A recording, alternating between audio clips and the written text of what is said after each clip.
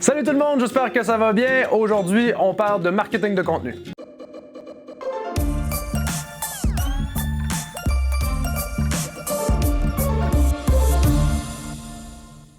Alors le contenu peut prendre quelques formes différentes. Ça peut être par exemple des articles de blog, des vlogs comme on fait présentement, des infographies pour expliquer exactement qu'est-ce qu'il en est.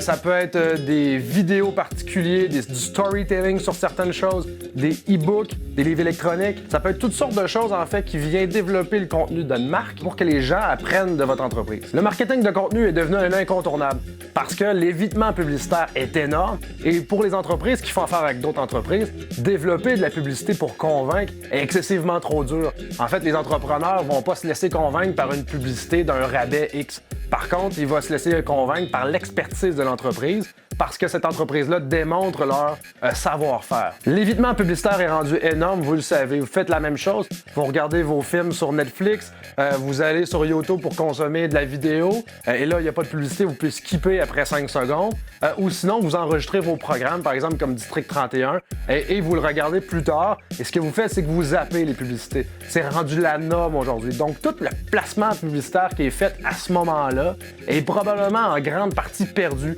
Donc, vous êtes capable de récupérer cet argent-là pour le développer ailleurs, en création de contenu, pour le développer sur le web. Maintenant, pourquoi le marketing de contenu fonctionne? Il y a plusieurs raisons à ça, mais la première, c'est que les gens consomment ce contenu-là par eux-mêmes, par intérêt dès le départ. Alors, les gens vont pas regarder ça parce qu'ils se font pousser du contenu directement puis que vous n'avez pas le choix de le regarder. Les gens vont s'impliquer à le regarder ou à le consommer. Donc à ce moment-là, il y a un mindset complètement différent à l'approche en fait du contenu que vous allez générer. Maintenant, il y a beaucoup de choses à savoir pour développer une campagne de marketing de contenu qui va vraiment être précisément efficace.